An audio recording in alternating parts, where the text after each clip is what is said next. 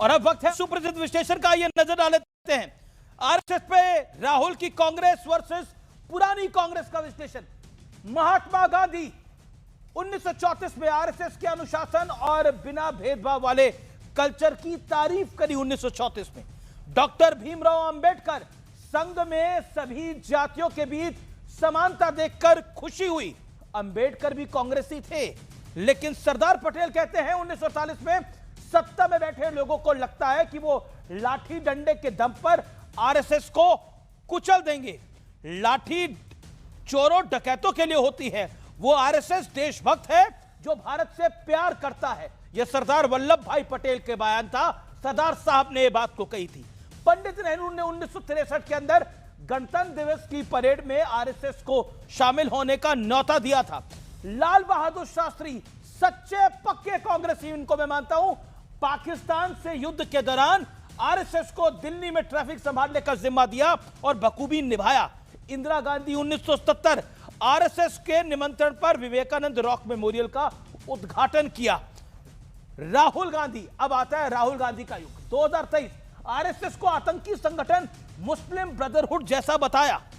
मणिकम टैगोर दिसंबर 2025 RSS को आतंकी संगठन अल-कायदा जैसा बताया।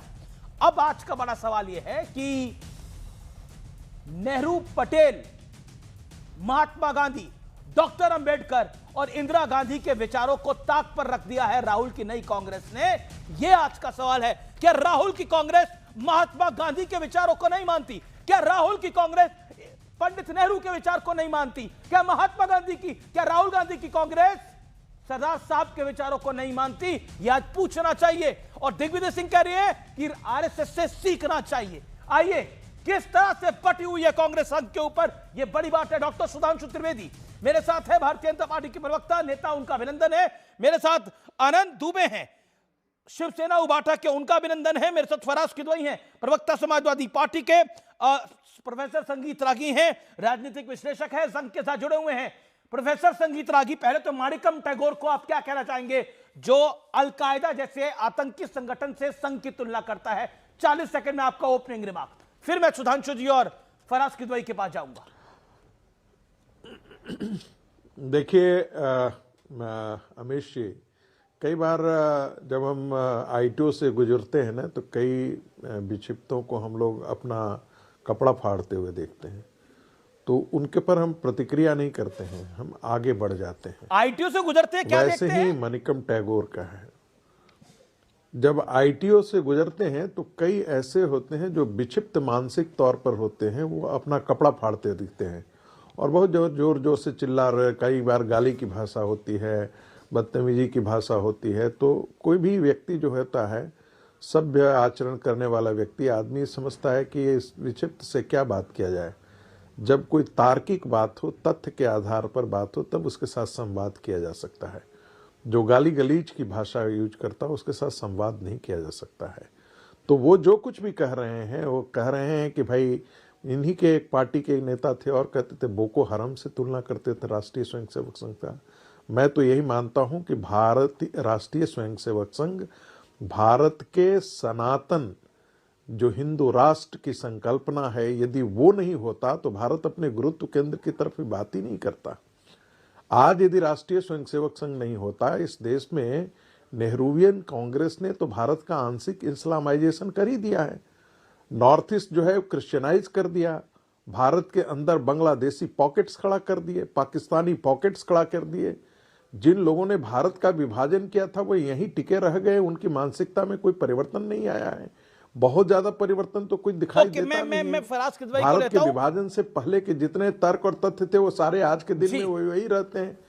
तो ऐसे लोगों का परश्रय किसने किया है? कांग्रेस पार्टी ने किया है। ऐसे तत्वों को प्रमोट किसने किया है? कांग्रेस पार्टी ने किया है। इन्हीं के पार्टी ये है ना जिन्होंने कहा था कि नरेंद्र मोदी का बोटी बोटी काट देना, ऐसे लोगों को तो ये प्रमोट करते हैं। तो इनकी मानसिकता समझ में आती है। और राहुल गांधी, बांग्लादेश के अंदर हिंदू मारा जा रहा है, राहुल गांधी की चूं जुबान नहीं निकलती है। बंगाल के अंदर हिंदू मारा जाता है और जिहाद किया जाता है हिंदुओं के खिलाफ, बांग्लादेश में जिहाद हो रहा है। वो क्या बांग्लादेश के जिहादी और भारत के जिहादी में कोई अंतर है क्या? बिल्कुल ही नहीं है। ये तभी तक आपको अंतर दिखाई दे रहा है अमित जी, चूंकि भारत के अंदर अभी हिंदू मेजोरिटी है। जिस दिन ये माइनॉरिटी मेजोरिटी में कन्वर्ट कर देगा ना, आपका okay you made your point. मैंने आपको 1 मिनट दिया था, लेकिन आपने 2-2.5 मिनट में अपनी बात को रखा। ओके प्रोफेसर आगे, you made your point. Okay, मैं रुक करता हूं फराज किदवई का। फराज किदवई, आरएसएस क्या कोई आतंकी संगठन है, ऐसा आप मानते हैं जो माणिक्यम टैगोर लिख रहे हैं, कह रहे हैं? नहीं अमीर जी, मैं ऐसा बिल्कुल नहीं मानता हूं। और मैं अपने कांग्रेस के जो साथी हैं उनको मैं ये बिल्कुल मशवरा देना चाहता हूं कि ऐसी कोई बातें ना करें जिससे भारतीय जनता पार्टी और आरएसएस को पानी और खाद मिले।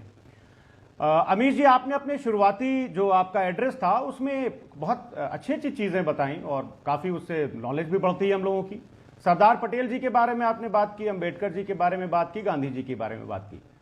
वैसे तो बहुत कुछ है, सरदार पटेल जी ने भी बहुत कुछ लिखा है, अंबेडकर साहब ने भी बहुत कुछ लिखा है, उसके लिए ऊपर लंबी चर्चा हो सकती है। लेकिन हम एक छोटी सी चीज बता देते हैं कि 1949 में सरदार पटेल ने जयपुर में आरएसएस के लिए कुछ कहा था। उन्होंने कहा था कि हम आरएसएस या किसी भी दूसरे सांप्रदायिक संगठन को देश को गुलामी या बंटवारे के रास्ते पर वापस नहीं जाने देंगे।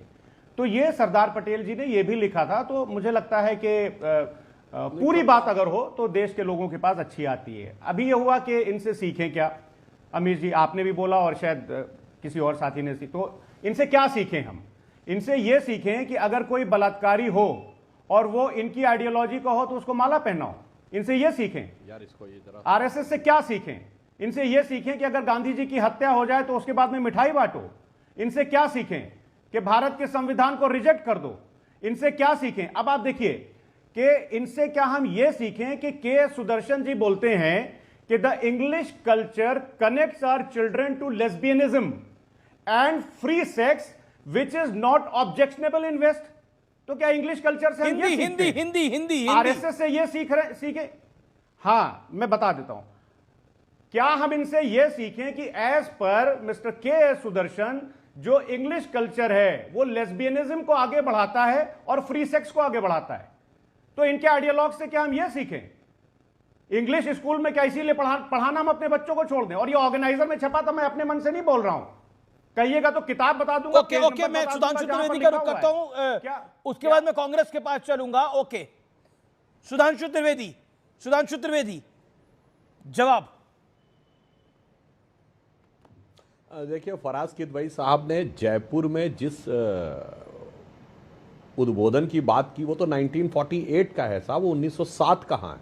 7 में आरएसएस नहीं था, 60 में सरदार पटेल नहीं बोला सर मैंने। तो कृपया आप बता सकते हैं आपने किस ईयर का उल्लेख किया? मैंने 49 बोला है सर, 7 नहीं, 1949 बोला है सर। बिल्कुल। अब हाँ, सुनिए। बिल्कुल, सरदार पटेल ने गुरु गोलवलकर जी को लेटर लिखा था, उसमें जयपुर और लखनऊ दोनों के भाषण का उल्लेख किया था। लखनऊ का भी बता देता हूं, 6 जनवरी 1948 सरदार पटेल लखनऊ की रैली में बोलते हैं कि कुछ लोग हमारे ये चाहते हैं कि आरएसएस को डंडे के जोर पर नियंत्रित किया जाए। यह महात्मा गांधी की हत्या से 24 दिन पहले का है, लखनऊ में 6 जनवरी 1948। परंतु आरएसएस देशभक्तों का संगठन है, उन्हें उनका दिल जीतकर साथ में मिलाकर काम करना चाहिए। डंडा तो चोरों और बदमाशों के लिए होता है। दूसरा एग्जाम्पल बोलता हूं, जो सरदार पटेल जी के बारे में जीवनी लिखी है वी शंकर, उनके जो आईसीएस सेक्रेटरी थे, यानी जैसे आज आईएएस होते इंपीरियल सिविल सर्विसेज, उन्होंने अपने में लिखा है कि सरदार पटेल का विचार था कि हिंदू समाज को अधिक संगठित और व्यवस्थित होना चाहिए। इससे अपने अंदर की वह एकता को मजबूत रख सकेगा और मुस्लिम समाज की एग्रेसिवनेस को बेहतर ढंग से टैकल कर सकेगा। इसके आगे वी शंकर लिखते हैं, इस दृष्टि से उनके विचार आरएसएस के बहुत नजदीक थे। और फराज किदवई साहब, और आप तो पढ़े लिखे व्यक्ति हैं, चूंकि आप उन चीजों पे डिटेल में जाते हैं, इसलिए मैं कहना चाहता हूं, सपा में बहुत ही कम ऐसे प्रवक्ता हैं जो थोड़ा अमीश जी रिसर्च करते हो, पढ़ लिख के आते हो, तो मैं इसलिए कहना चाहता हूं 10 अक्टूबर 1949 कांग्रेस ने प्रस्ताव पारित किया सीडब्ल्यूसी में कि आरएसएस के लोग कांग्रेस ज्वाइन कर सकते हैं।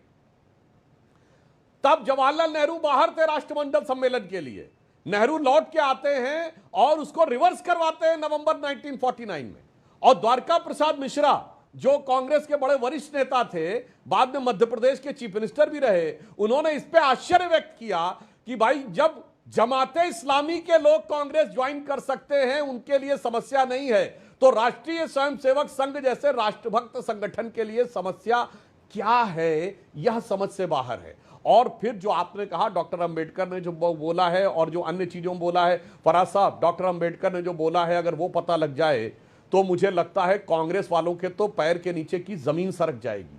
डॉक्टर अंबेडकर ने तो यहां तक बोला हुआ है कि मुस्लिम समाज के लिए, वो तो उनका बड़ा फेमस है कि मुस्लिम समाज के अंदर जो भाईचारा है वो एक क्लोज कंपार्टमेंट है, केवल अंदर वालों के लिए भाईचारा, बाहर वालों के लिए नफरत है। ओके फराज की उन्होंने यहां तक बोला है कि एक लाइन और बोल दूं। हाँ बोल दिए, एक लाइन कंप्लीट देन फराज की भाई। आप चलिए,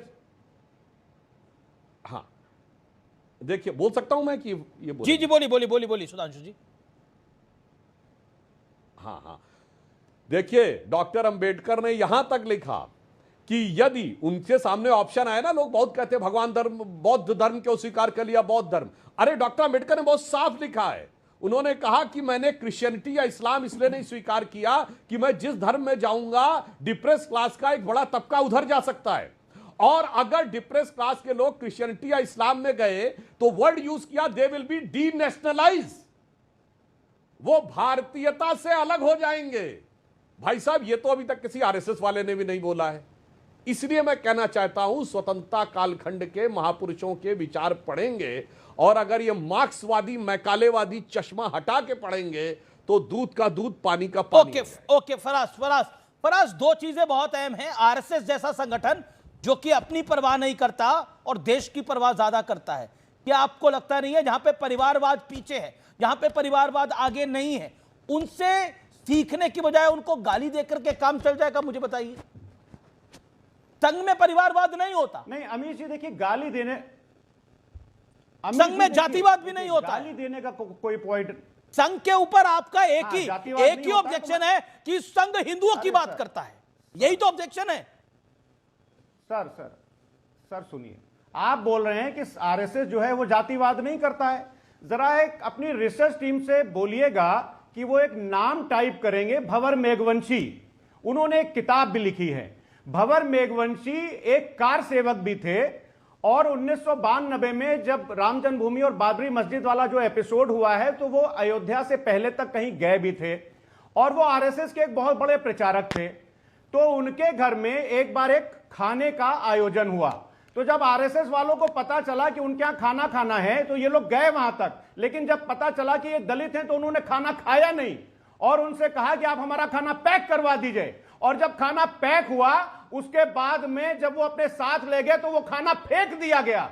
ये घोर जातिवादी है अमीर जी, आप क्या बात कर रहे हैं? और ये मैं कुछ नहीं बोल रहा हूं, ये भंवर मेघवंशी ने अपनी किताब में लिखा है, आप लोग उसको जाकर के पढ़ लीजिएगा। और दूसरी बात, बड़ी बड़ी बातें कर रहे हैं सुधांशु जी ने। देखिए सुधांशु जी, आपसे मैं हाथ जोड़ करके विनती कर रहा हूं कि बाबा साहब अंबेडकर को लेकर के हिंदू मुसलमान मत कोट किया करिए। ये चर्चा कम से कम 10 घंटे की चली जाएगी, क्योंकि बाबा साहब के ऊपर 5 किताबें पीछे लगी हुई हैं। मैं सिर्फ एनिलिएशन ऑफ कास्ट और दूसरी किताबों का तो नाम भी नहीं लूंगा, वो अच्छा नहीं लगता इतने बड़े चैनल पर लेते हुए। लेकिन मैं एक चीज बस बोलना चाहूंगा कि सुधांशु जी से भी पूछना चाहूंगा, अमीर जी, और आपसे भी, कि जिन लोगों ने आजादी के आंदोलन में कभी भी हिस्सा नहीं लिया, जिन लोगों ने John Herbert governor of Bengal को 26 जुलाई 1942 को चिट्ठी लिखी और चिट्ठी लिख करके यह कहा कि क्विट इंडिया मूवमेंट को कुचल देना चाहिए, जिन लोगों ने फजलुल हक के साथ सरकार बनाई, और अब यह बोलेंगे कि कृषक प्रजा पार्टी का था, तो उसका जवाब मैं पहले ही दे दूं कि 1942 में सरकार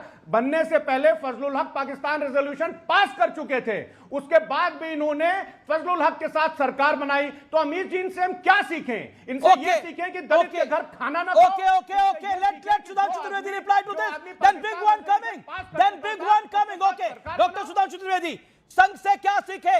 संघ का खेल निराला है, जातियों में बांटने का खेल आप करते हैं, और आप डिवाइड एंड रूल करना चाहते हैं, आप नफरत फैलाना चाहते हैं, एक ऐसी नफरत जो कि देश में दरार पैदा करती है, जो क्रिसमस मनाने से मना करती है, जो मुसलमानों के खिलाफ ऐसा बोलती है। ये कांग्रेस की लाइन है, ये समाजवादी पार्टी की लाइन है। जवाब नफरत की दीवार क्रिएट करना चाहते हैं आप, जो उस दौर में मुस्लिम लीग ने करी, आज संघ कर रहा है। साए राइटर को कोट नहीं कर रहा हूं, किसी की व्यक्तिगत विचार नहीं कर रहा हूं। बाबा साहब अंबेडकर राइटिंग्स एंड स्पीचेस, जो बाबा साहब की सबसे ऑथेंटिक पूरा कलेक्शन है writings and speeches, published by Maharashtra government in 1987, republished by Central Government Ministry of Social Justice and Empowerment January 2014 UPA सरकार में। सर उसमें volume 17 part 1 page number 241, again I am repeating, volume 17 part 1 page number 241, बाबा साहब अंबेडकर कहते हैं कि अगर Christianity या इस्लाम को मैं स्वीकार कर लूंगा तो depress class will be D nationalise.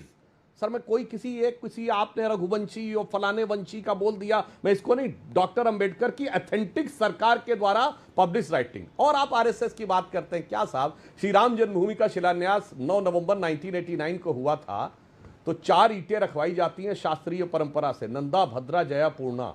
उससे पहले 5वीं ईंट किससे रखवाई गई थी?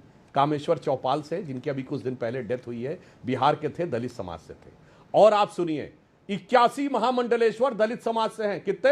81। और मैं चैलेंज करके फराज साहब से पूछता हूं, गद्दी, घोसी, मेहरासी, कसाई, जुलाहा, एक बता दे जो मुफ्ती, मुकर्रम, बारी, हाफिज, मौलवी हो।